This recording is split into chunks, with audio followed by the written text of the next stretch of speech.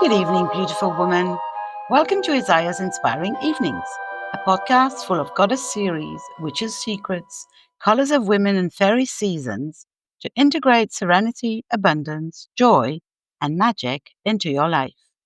I am Isaya Bell, creatrix, magical pragmatic inspiration mentor, tech goddess teacher, and traveling priestess. And this podcast aims to accompany you for peaceful and inspiring evenings. Isaya's Inspiring Evenings has had various iterations and styles and is published irregularly. Subscribe to the podcast on the platform of your choice to be informed of the publication of each new episode. If you like this podcast, please support it by leaving stars, blue thumbs, and reviews on whatever platform you listen to me. In 2024, there are going to be 5 series in it, for now. All different, all aiming to inspire the audience, all telling stories, each complementing each other. One series titled Women Lighting the Way is about women's stories, centering around the past or future speakers from the various Women Lighting the Way summits, adding to the virtual library of women's stories and providing a much-needed counterpoint to the many men's stories going around in our world of patriarchy. This is one of those episodes, and I am happy to invite you to listen to the story of Sarah Marcotte, recorded in 2021, entitled Shifting Shame and Resetting My Default to Authentic Me. Enjoy!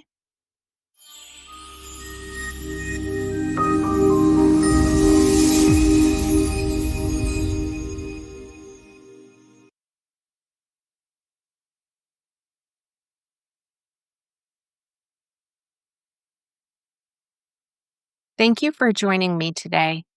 I'm Sarah Marcotte, a holistic psychotherapist and empowerment engineer specializing in trauma and anxiety. And I want to start my talk today with gratitude for being here and being able to share with you from a healing space in my heart. My friends are also joining us. And I'm also want to share the gratitude that I have for the work that I do. I work with courageous women and children. And when you witness people choosing help and healing and connecting to their courage day after day, it starts to have an impact on you. So, my talk today is titled Shifting Shame and Resetting My Default to Authentic Me. This talk is also about trauma because shame stems from trauma. Now, as a trauma therapist, I feel called to acknowledge that the past year and a half, we've been going through a collective trauma.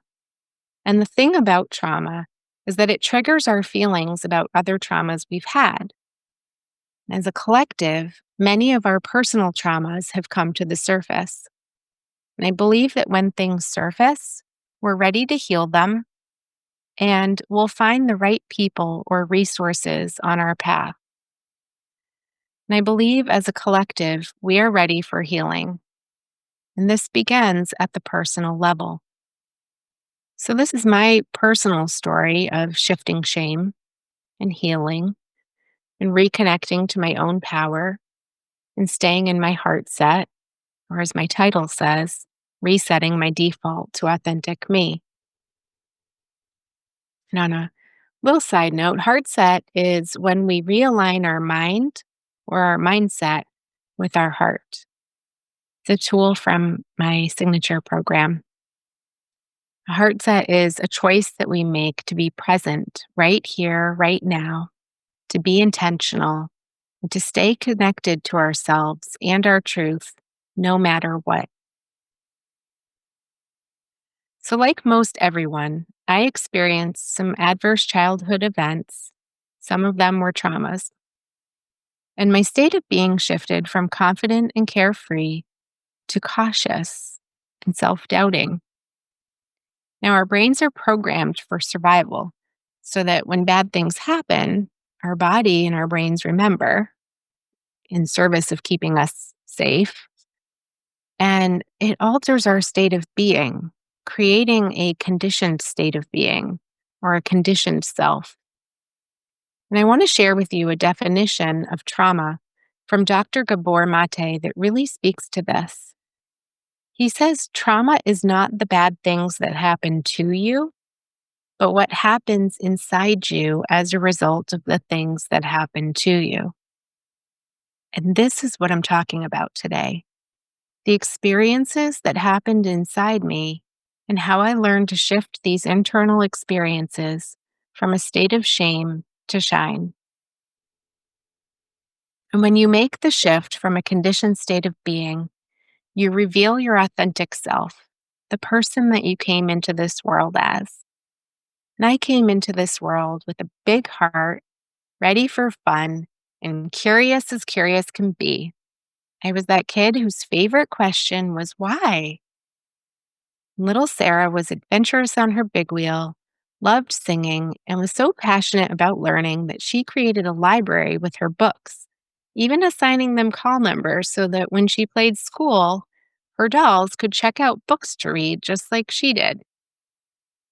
This is who I am. But shame would have me thinking otherwise. Something important to know about shame, because understanding what we're facing is a helpful foundation to any healing journey. So, something important to know about it is that on Dr. David Hawkins' scale of consciousness, which maps out the vibrational hierarchy of all the feelings, shame is the lowest. So, it's down here, the lowest vibrational feeling. And through what I've seen in my work, and also for me personally, it's one of the hardest feelings to feel. It's one of the most uncomfortable, icky sensations in your body to tolerate. And as I mentioned earlier, shame goes hand in hand with trauma. And when trauma happens and we don't have access to the right kind of support for us or responses that are healthy for us, because we're all individuals, seeds of shame sprout for me in the pit of my stomach and in my solar plexus chakra. Now, it is well known that after trauma, our worldview changes. Our felt safety is shattered, and this results in a dysregulated nervous system. And we are disconnected from ourselves and our intuition in this dysregulated state. In a state of shame, we are disconnected from our authentic self. When we do not have access to this self because she's hiding out in fear, shame talk takes over. And like a mean girl, shame tells you horrible mistruths about yourself. And carrying shame felt normal to me, much like someone who has anxiety and doesn't realize that their automatic thoughts are actually the anxiety talking, not their true self. And they don't know that there's another way to think, right? And so shame for me is like that. And it spoke in ways that dishonored and condemned me. And I lived in this state for many years. You're not a good person. You should have done it this way. You're too fat. You're so selfish. Who are you to want this? Who are you to do this? And who do you think you are? Not a very friendly voice to listen to every day. So, in my healing journey, there have been 4 levels of healing that I've gone through: mental, physical, emotional, and spiritual. And for me, healing progressed in that order. But because they're all interconnected, I often circled back to revisit levels, integrating them with one another. And my healing began at the mental level, with bringing my awareness to the existence of shame within me and learning about shame. And this is where self talk lives and our mindset. And for me, this mental shift occurred after my first Reiki session, where the Reiki master, who is a dear friend of mine, received a message from my spirit guides because I wasn't consciously hearing them yet. And she was told that I needed to read the book, The Gifts of Imperfection by Brene Brown. Now, this was the beginning of my spiritual awakening. And incidentally, the book was already in my Amazon cart. So I got a nudge, but now it was like the message read the book. And the book was all about wholehearted living. Sounded wonderful. And it was about one of the barriers to this was shame, which I was not at all eager to explore my relationship with shame. But what we resist will persist. And what we resist also tells us this is where the big shifts happen. Now, Brene defined shame as the intensely painful feeling or experience of believing that we are flawed and therefore unworthy of love and belonging. And I will add that shame also disconnects us from our authentic self. So, through this book, I realized that I had a lot of shame stories and I used a lot of shame talk. I talked about myself and others with judgment. And avoiding shame often involves pointing the finger of blame. I made connections about how shame was prevalent in my family, like in my ancestral line, for generations. Shame was used as a way of eliciting compliance. And just as trauma and a dysregulated nervous system are passed down epigenetically from parent to offspring, I saw that so too is shame. And talking about the transgenerational impact of shame and trauma is well beyond the scope of this talk. But I mention it because I wanted to bring it to your awareness as you navigate your own healing journey or your own spiritual awakening. And I also want to add that just as these vulnerabilities are passed down, so too are the legacies of resilience and courage. After getting through the gifts of imperfection, which took me months because I highlighted it, I studied it, I really digested the material. I figured out that I was frequently shifting into shame states, and I began to hear my shame stories. I got familiar with them, familiar with my shame points. I had shame about being from a single family household and about being on welfare, which, those not in the US, it's public assistance. I didn't want anyone to know that I got free lunch at school. And I didn't want my friends who came over to see that there was a work of art on display in our hallway of my partially naked body. Bless you to those friends who never mentioned it. But the biggest point of shame was when I got pregnant in high school because good girls didn't do this. You can't tell anyone about this. And I didn't talk about this with anyone until I was well into my healing journey. Well, I did tell my very first gynecologist who asked me because I didn't want to lie. They go in, they ask you all these questions, and I didn't want to lie. So I answered honestly. But then I never went back because I didn't want to face my shame. And so you can bet that I didn't tell the gynecologists that followed. And that's what happens when we talk about shameful things when we haven't done the healing.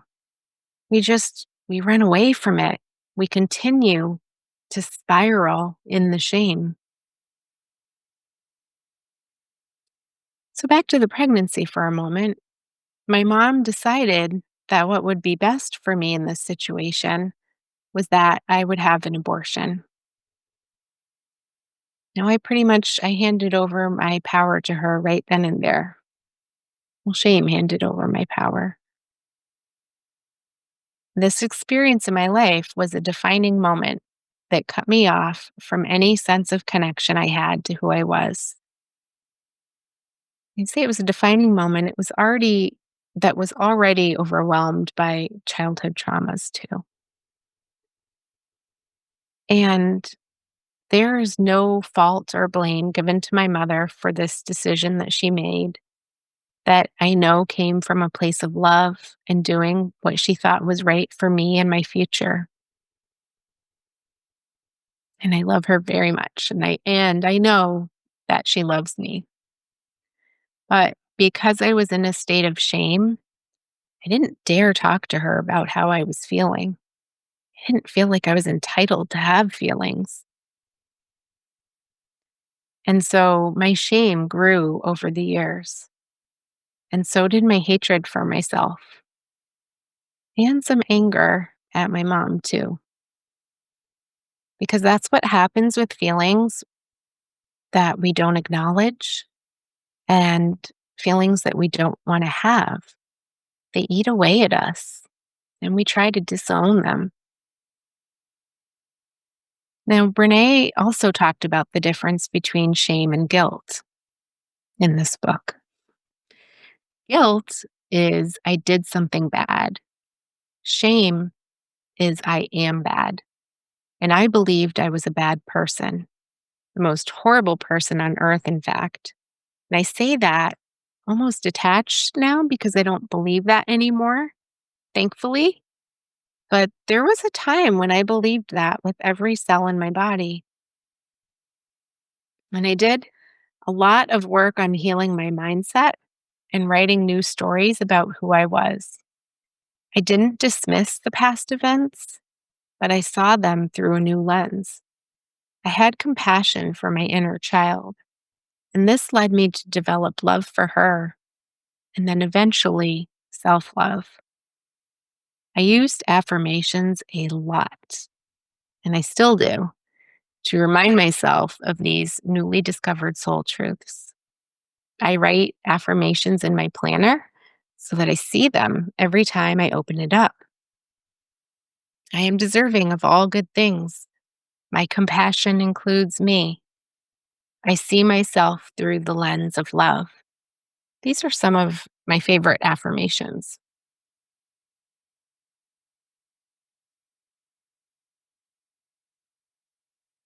It's a long time for me to talk without water. So, in the early days of shifting shame, it really started with actually feeling it first, feeling it in my body. I started to allow myself to witness my shame when it was happening. And I witnessed the stories I was telling myself or others. And then I learned to witness shame in my body and to tolerate it. And this was the next phase of my healing, healing on the physical level. I became aware of how shame felt in my body. It felt hot, like a burning sensation all over my skin. It was heavy and like a punch to the gut. It felt hard to breathe. It made me nauseous. And my heart pounded so loudly, I swore everyone around me knew what I was feeling, like the telltale heart. It was a full body experience. And whenever I felt shame in my body, because it showed up as I reflected on the shame stories, I was starting to feel it to heal it. So whenever I felt it, I either breathed through it or I moved through it with intentional movement. Feeling shame created a dysregulation in my nervous system. So I do things to upregulate or downregulate depending on what I needed. Sometimes I would exercise because, as many of you may know, it's excellent for shifting you into a better feeling state. For me, it also discharges energy in my body. And if I needed to connect with my body quickly and didn't have time for a workout, sometimes I just shake it out, like literally shake it out, or do some kids yoga practices that regulate the nervous system. They're more like kind of like games than traditional yoga asana postures. And I do also have the advantage of having gone through a beautiful yoga teacher training that helped me embody the yoga practices. So those are other strategies that I use too. And a favorite of mine that I do at least once every day, I frequently dance. and I dance myself into a new state of being. The kind where you imagine that you're the singer on a stage and you've got your backup dancers and you guys are performing to a sold out audience. Yeah, I do that. Or I do silly dancing and I get as goofy as I can and just make myself laugh at the thought of, being seen even because I'm looking so goofy. So, another key aspect of this phase of my healing was actually slowing down my body. So, I was always going, going, going, former Sarah. I didn't let myself rest. I was always rushing, and my nervous system was often in a hyper aroused state, which long term doesn't feel good and it wears you out.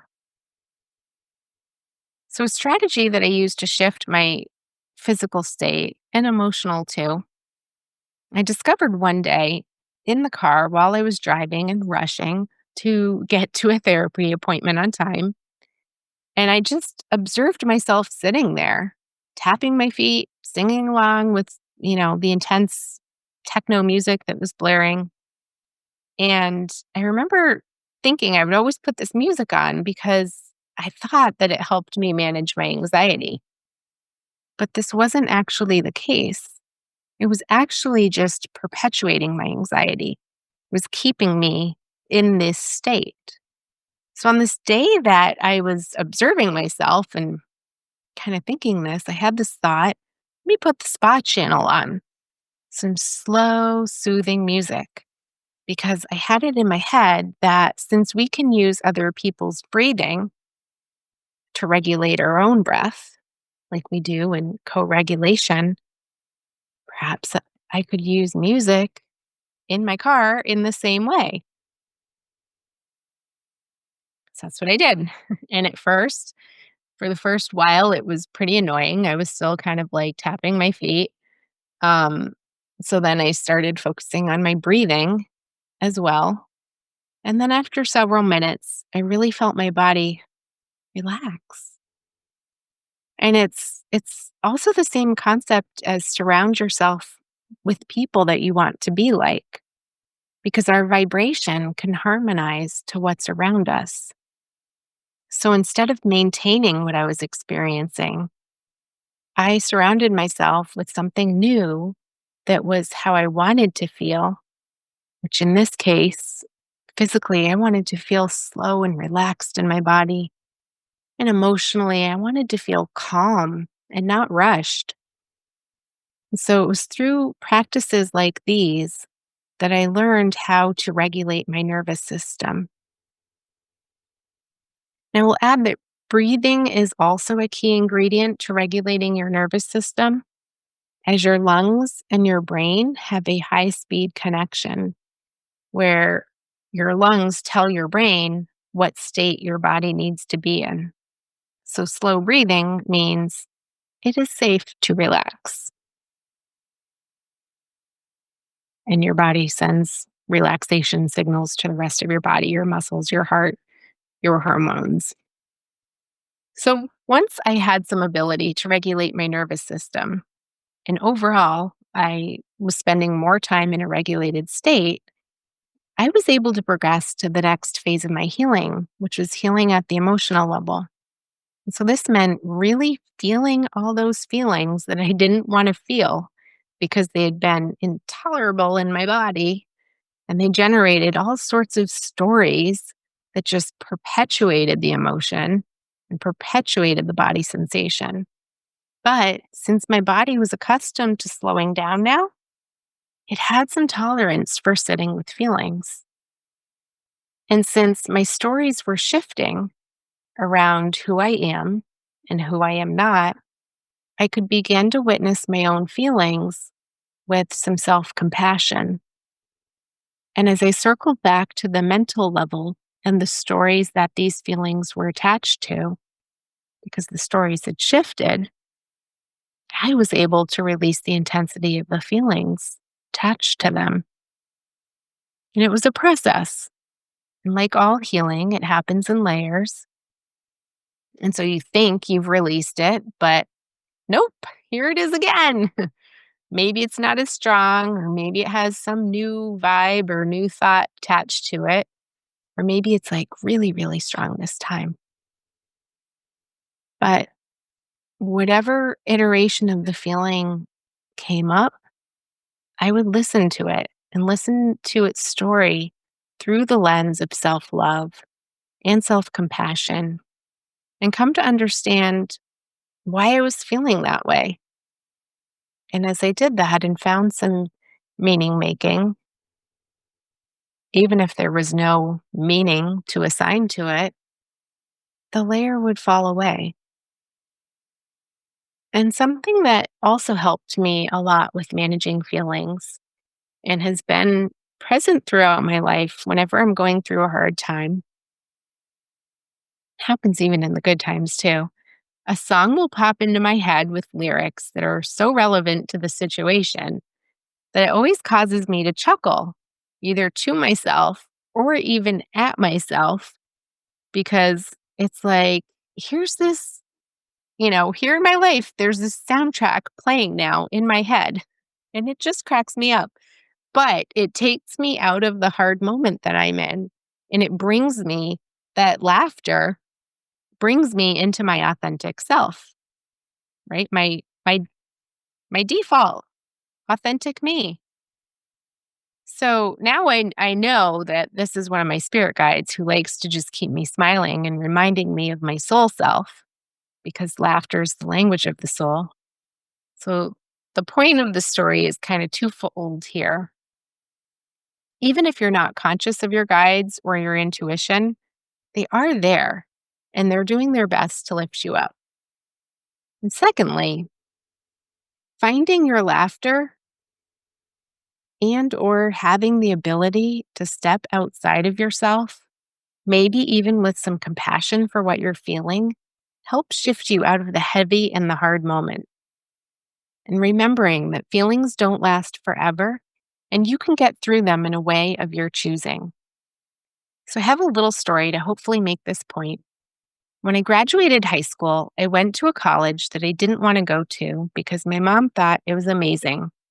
She had my power at that time, so she made all the decisions, right? So I told myself, I have no choice. I have to go there. And I really, really didn't want to go there. I wanted to be with my friends. I mean, what teenager doesn't want to be with their friends? But what I did have a choice about was how I would feel about it. And I chose to be miserable because I disliked myself. And because of that, I couldn't see that there was another way to see the situation. I only saw the obstacles, not the opportunities, which sounds so strange to say now, having shifted this fear mindset, but it's true. And I focused on the things that confirmed this choice to be miserable, so much so that it became a belief about myself. I believed my life is miserable and I'm unworthy of love and belonging. Remember Brené's definition of shame? So, because I was disconnected from my authentic self, the only choice I saw was to stay that way. But the truth is, we always have choices. So, I can choose how to get through situations. I chose to get through it in a miserable way. I could have chosen to get through it in an advantageous way. And feeling your feelings can be done in a miserable way or an advantageous way. It takes presence and a heart set to recognize the advantageous way, tuning in and listening with your heart and listening to your soul. And for me, healing at the spiritual level was the next phase of my journey. The layers of mental, physical, and emotional healing showed up again, this time around, ready to be cleared in a deeper capacity. I began a meditation practice. And for me, meditation is often standing outside in nature by my spirit tree. I do this every morning. I ground myself, I talk, and I mostly listen to my guides, my angels, my spirit. It was here that I received the guided meditation that I created for you guys, actually. Um, and I started reading Gabby Bernstein's books. And I found these books years earlier, but I wasn't quite ready. So they sat on my bookshelf until now. And now I can't get enough of Gabby. I've done trainings with her. I love her podcast. I follow her on social media. And spending 5 minutes in her world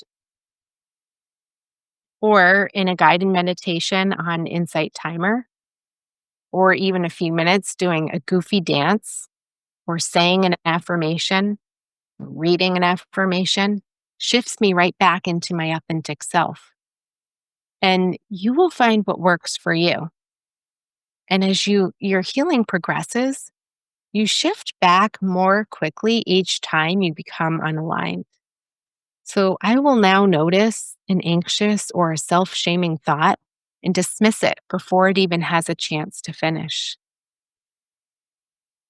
Some other healing modalities and practices that have supported me in my spiritual level of my healing have been immersing myself in spiritual communities and learning through online programs.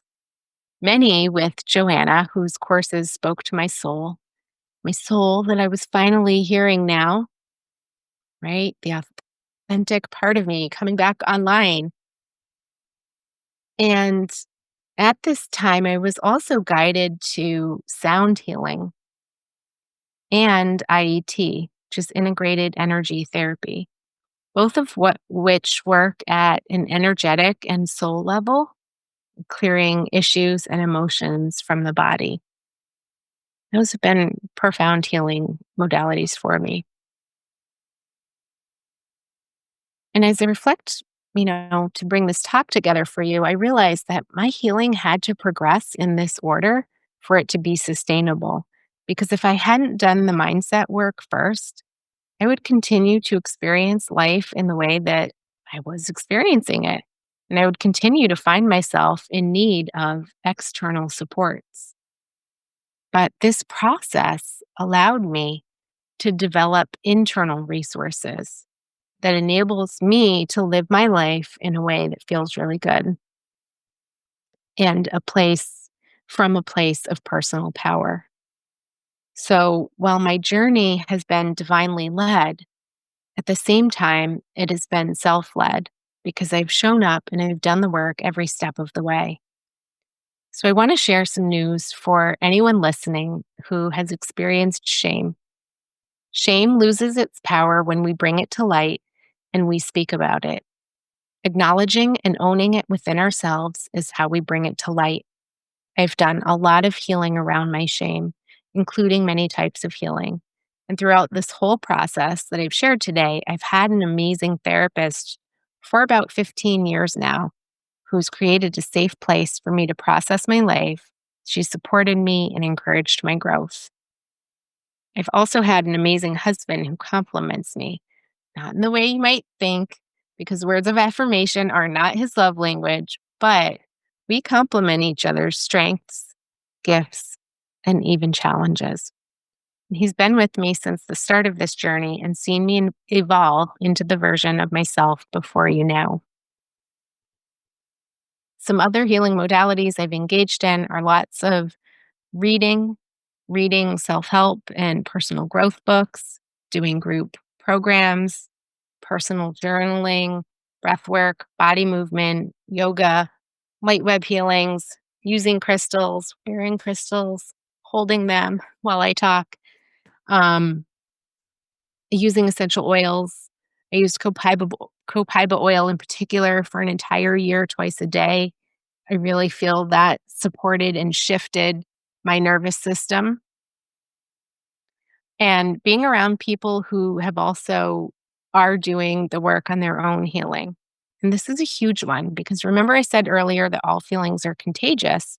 So when you hang around people who show up for themselves and do the work of healing their wounded inner child, you'll feel a difference in that energy. It's elevating and inspiring. And there are many other things that I've done that I couldn't possibly mention all of them in this talk, but I wanted to provide you with the structure that my healing took because I've made it my mission to feel good and have a life that I enjoy and to bring my heart and my healing self to the work that I do so that I create space for change, empowerment, and healing for others. And I want to share a few more thoughts with you. I know I'm not alone in feeling shame. I'm not alone in allowing shame to guide my life. And I recognize how being in a state of shame and living with shame disconnected me from my authentic self. It made me feel unworthy of shining my light. It made me feel like I was always the outsider, never fitting in. I felt unworthy of living up to my potential. So, if I had to capture what led me to my light in a few words to share some hope with you, here they are. I stopped being the victim in the story of my life, and I started showing up for myself, showing up for the present moment. That meant showing up for the stuff that I had been avoiding, showing up for all of these unwanted feelings, and trusting that there is a way through each moment when I honor the feeling by allowing it to be seen and felt, and trusting myself in being able to regulate my nervous system. My healing journey is ongoing. And now I anticipate that there will be more layers unearthed as I spend more time in states of being that feel good. The more that we feel good, the more that we learn about ourselves and heal and feel good. And it is when we feel a sense of safety in our mind and in our bodies that we learn to love ourselves through another layer of healing. This happens moment by moment. Some days you may only have one moment in a state of being that feels good, other days, many. The moments add up to more time spent in feel good states. And the key for me to creating sustained change has been conscious thinking, being intentional, practicing presence, and slowing down. And all of these things contributed to resetting my nervous system. Resetting the nervous system is how you connect back to your authentic self. Shame, trauma, anxiety, depression, these create dysregulation in your nervous system, which tells your body that you are not safe. And when you do not feel safe in your body, you see through the lens of fear, and everything you hear is filtered through the lens of fear. And you react, not respond to the world around you. So, sweet souls watching, start with building moments of feel good and moments of safety in your body.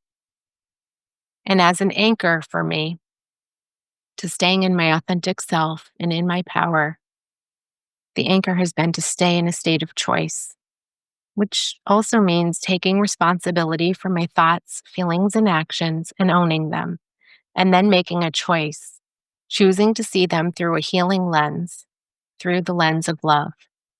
No matter what's happening around me, I choose how to respond to it.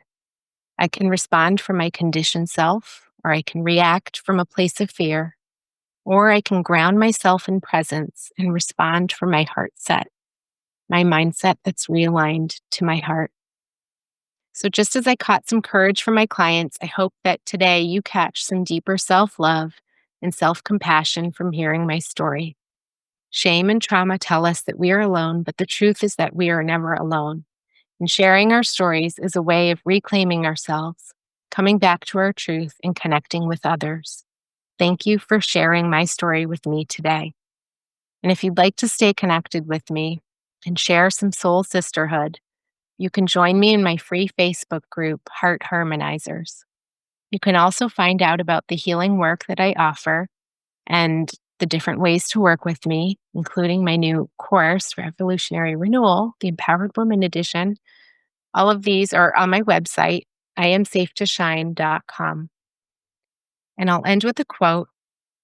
No matter how long you've traveled in the wrong direction, you can always change direction. Right here, right now is a new moment. Thank you.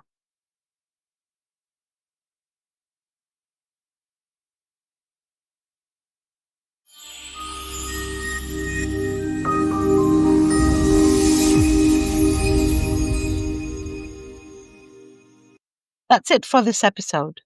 The next one is still in creation. Thanks for listening, and don't forget, if you want to support this podcast, share, subscribe, and leave stars, blue thumbs, and a review on whichever platform you listen to. If you want to be accompanied in the change processes that life offers you, if you want to live a goddess life daily and participate in the awakening of feminine energy in the world, know the secrets of witches, and apply the rituals of fairies in your daily life, contact me on my website, isayabel.com. You can also subscribe to my newsletter to be informed of all the news in the real and virtual world of Isaya. You will, of course, find this podcast on all platforms: Google Podcast, Apple Podcast, Spotify, etc., but also on YouTube and on my website, isayabel.com, on the podcast page,